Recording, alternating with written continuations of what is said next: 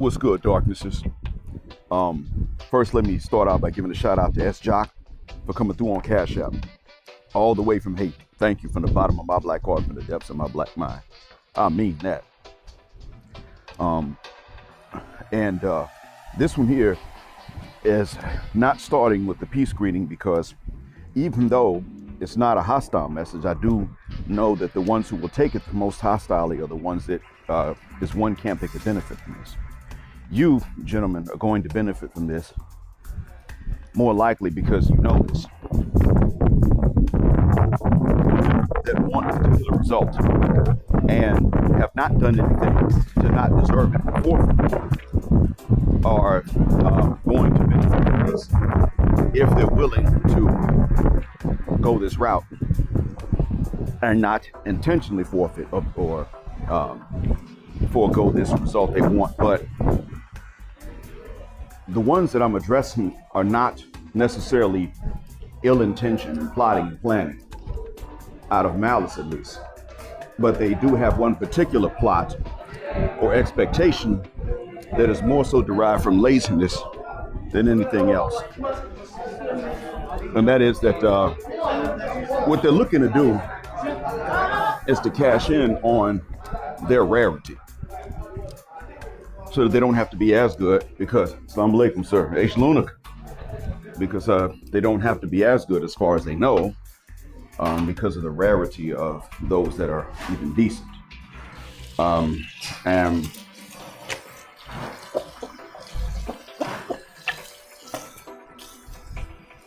additionally,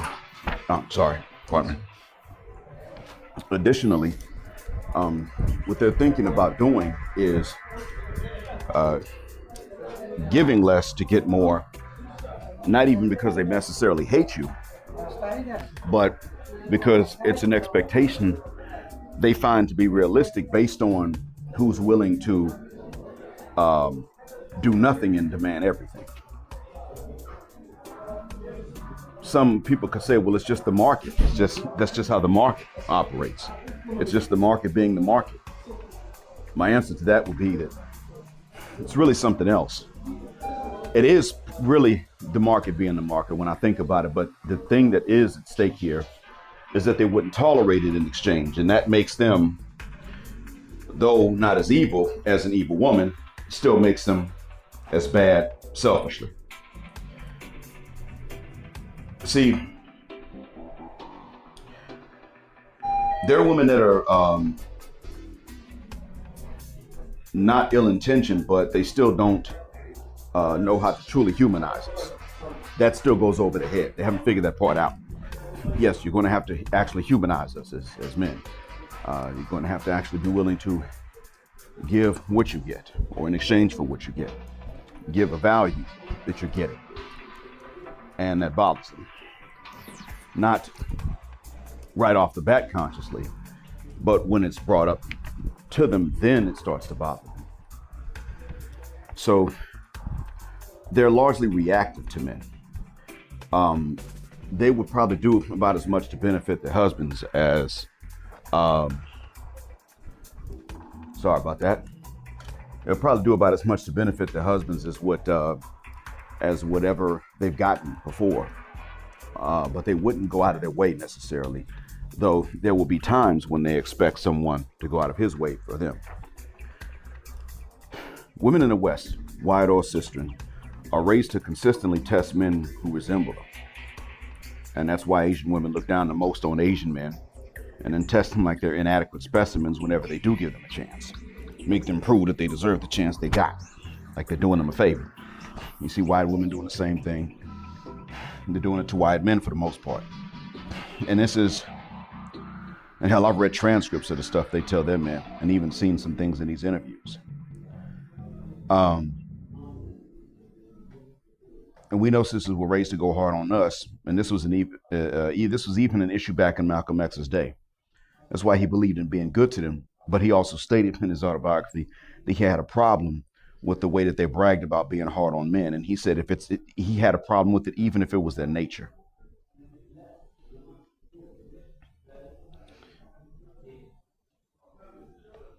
If women in the West don't want a man of another background, if they still prefer their own, then all those men have to do is just not approach her, and she won't try to embarrass him. She may even decline him in a non-embarrassing way. And that's because she's thinking about embarrassing the men of her own race or ethnicity. But the women who do want men of another background will usually show interest in them. And that's why it's real stupid for you to approach a sister, but it's kind of stupid for you to approach a white woman. See, that white woman might turn around and approach you if you're her type. You don't have to chase her down if she likes you. Sister may even hide their interest in you unless you're a criminal, because that becomes that path to being the Black Widow, which is an archetype to which most of them strive. It frees them up to creep around while appearing virtuous and not cheating because he's deceased. And not only that, but if they decide to go the religious route, he's not alive to say anything different. So being incarcerated is close enough for many of them, so they can creep around and still appear to their locked up ninja and his family that they're solid and they're holding him down. Here's the thing. The women don't mean you and me any harm, still have a burden, and they've neglected it.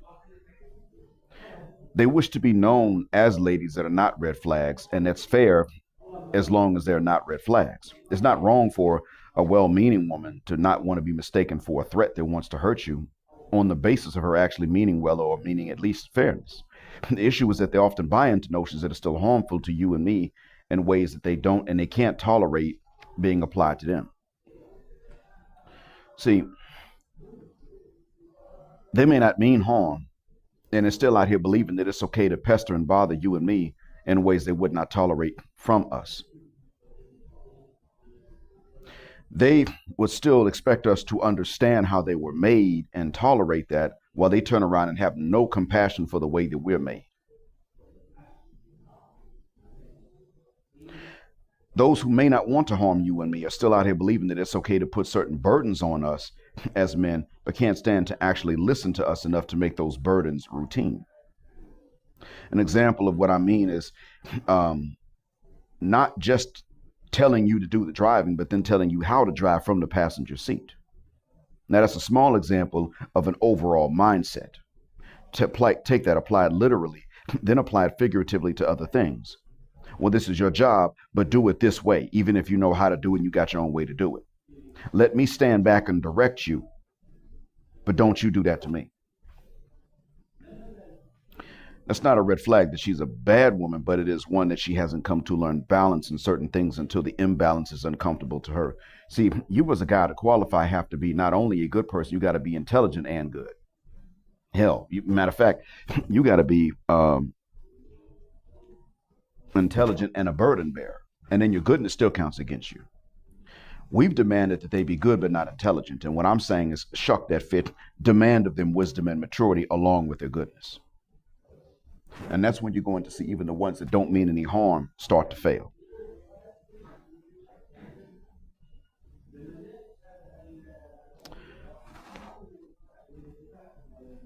She hasn't learned that a man actually knows what he's doing if he's done it enough times. But most importantly, she hasn't learned that a man actually owns what he buys or creates, and that ownership comes with not only responsibilities, but also rights. So it's not just that we're supposed to pay for the house and the car and the maintenance, but also that we can do what we want with these things if we own.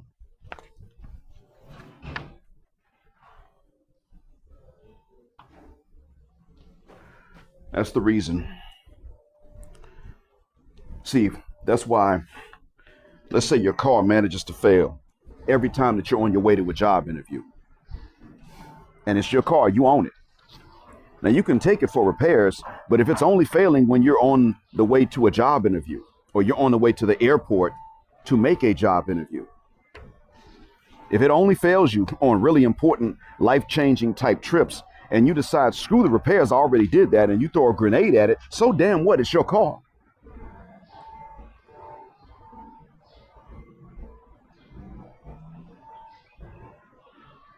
There's no punishment. And it sounds like that sounds like a possession anyway. You're allowed to relieve that frustration how you choose. If your laptop has one app on it that would make money when it runs, and every app starts to work well except that one, that's the only one that fails, and you take the laptop and just beat the living dog shit out of it, it's your laptop, so what?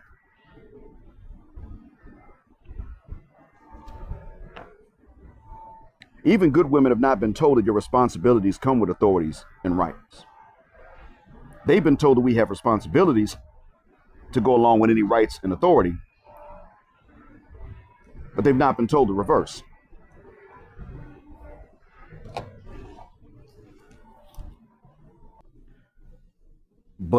And so it's that reverse that really just confounds them. All of a sudden, even these, generally speaking, well-meaning women forget that coins don't have one side. And they're insistent upon viewing this coin as one-sided, just without hatred. Now, what makes them better is that if someone reminds them better or teaches them better, then they're more likely to say, oh, wait a minute. Okay, yeah, it's not one-sided. But even then, it's going to take convincing. And that has more to do with how they were raised and how they were brought up than it has to do with any ill intent or malice on their part. But well-meaning Black women in the diaspora are not taught this. They're not raised like this. And that has a lot to do with the fact that their moms have selected men that wouldn't teach something like this to a daughter anyway. These men may or may not be the biological fathers, but they are the ones that sisters have married to choose to raise their daughters, though. They even choose these men based on how they're going to raise their sons, whether these men are the biological fathers or the stepfathers. They choose these men based on that as well, so that the sons would not know to ask what's in it for them. So consequently, women who don't mean harm still have been conditioned, and men have been conditioned to think that it is we give and they take. So why take care of a grown-ass woman who brags about her independence? Don't ask why. That's the orientation. Even in the Muslim community, men are now being raised to not ask why they should pay expensive dowries for women who don't have to listen or do anything to help them at all in life. And this is not just in the non-Black Muslim communities in the West. And it's not just in the Black communities in the West that are Muslim. It is in the Muslim communities, period, independent of race or nationality.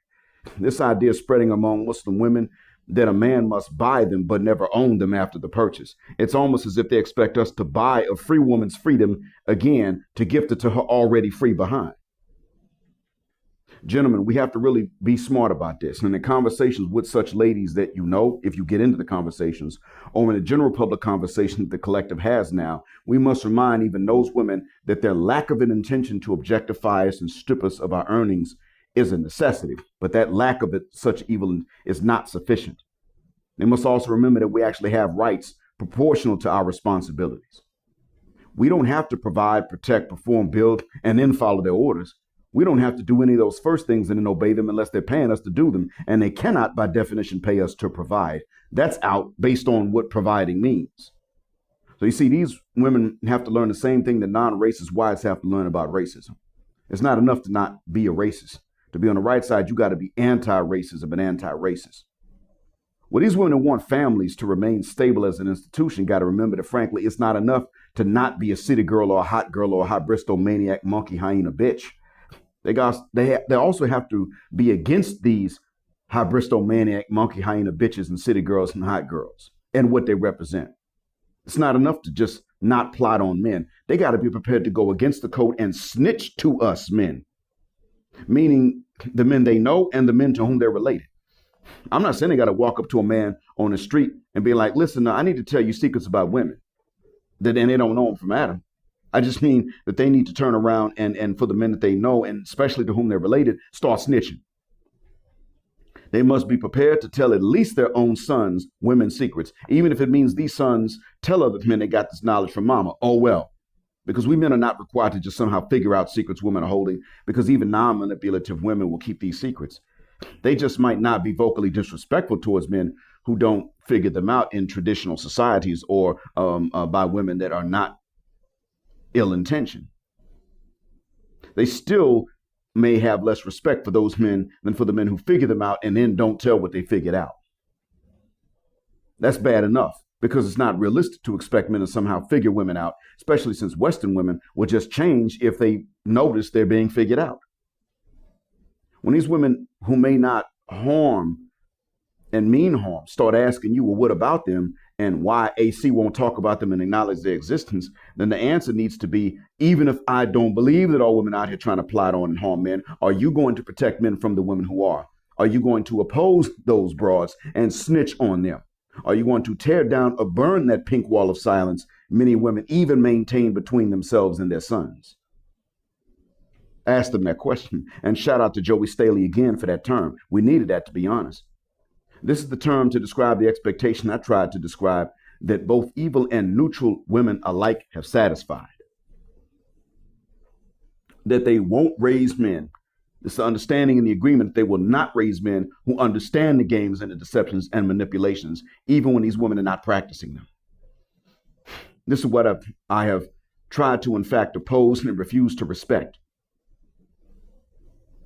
That's why I have no mercy for these ladies telling us that we need to not be like Klay Thompson and instead turn around and be like Russell Wilson. They're not telling anybody to not be like Future, though. Who's telling Future no? They're not even telling each other to tell Future, though. They're telling each other to tell us to be like Russell and not like Klay.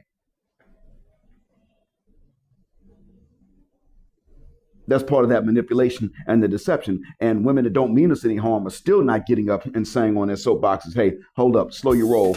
Don't even tell these men that stuff because you know what the hell you're trying to do by not saying anything. See, the secret to that is that they don't like Russell Wilson that much. Now, Russell Wilson is not a regular run-of-the-mill person, but what he represents to us in terms of the mating market is the guy they don't like. He is actually Sierra's type visually. That part is true. A lot of y'all didn't realize that. She still gave her best to Future and her leftovers to Russell, even though he's her type physically, visually. Can you imagine that? His first wife cheated. Wide woman. Probably went after him and still cheated. Because men that are chaste get cheated on in environments like this. This is part of the secrecy that they're not telling even their sons. This is what I want us to refuse to respect collectively and tell these women also to refuse to respect that if they really want to be good women. They must not only not be these evil, plotting thought buckets, but they got to be willing to do what Nyla of Red Film Diaries did and not wait till they're dying of cancer to do it. They must be willing to be young, fine, fertile, feminine, friendly, and still be honest about what bad women wouldn't want their sons to know. To be not evil takes a lack of, I don't know why I said lack, but it takes a lack of plotting and planning and lying. But to be a good woman means they must risk that social isolation by snitching on the bad ones, starting with snitching to their sons and to their husbands who don't know too. Yes, if you married a man and he don't know, snitch. They must be willing to do that, not when they're old or aged out of the market or crippled or ill or can't compete in the mating market with other women for whatever reason, but they should do so when they're finer than the fathermucker, young and even financially successful and educated, since they value that more than men do when they believe that it gives him an edge in the market, more than what it actually does. We need to tell them the same thing I tell my students who don't cheat and who study the past. Snitch, even if you don't know which student cheated, in which case you can't snitch, and I don't want you making up anything just to snitch on somebody, but you still tell us professors the ways in which students cheat. If you won't, then you'll allow them to outcompete you dishonestly and get your jobs and salaries later. Same for these women. If they wish to truly be good, tell them they must betray certain expectations that the hyena monkey broads have of them, even if they don't know about a particular woman enough to snitch on her, in which case they shouldn't make it up and lie on her. They should still tell the games and thoughts that such women have and tell their sons how they'll come across to women too. You got a good son, well behaved. Tell that son that because of how he looks and because of how he doesn't behave, he will be sought out in his 30s by single moms as a retirement plan. And don't forget to tell him that that's not his fault.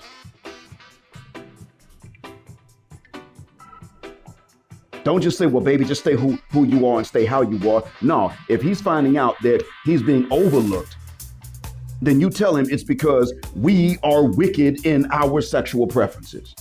And we would rather screw vampires, werewolves, and demons than responsible men. That's what you say. In short, tell them like I tell my students, join the snitches and risk those stitches.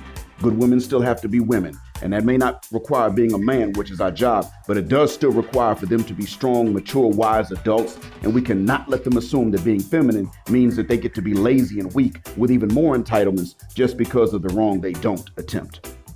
I hope this helps. Thanks for listening. As always, Black Hawk, Black Mind, Black Out, Assalamu Alaikum, Black, heterosexual, non-select male power because they don't like it, and Black patriarchy until extinction of Judgment Day. Thank you for flying with us again here on Jet Black Air, where the phrase Jet Black is also a verb. Keep jetting black with us till the wings and the wheels fall off this mother cuss word. Gender, justice, forever. Now, there will be darkness. I pray that the ancestors will preserve and protect our tribe and safeguard the past as it was. Nothing will be as it was ever again. Now, kill him.